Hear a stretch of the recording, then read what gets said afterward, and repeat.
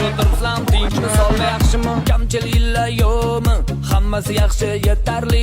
Kamchiliklar bo'lsa ha endi to'ychilik. Yaxshini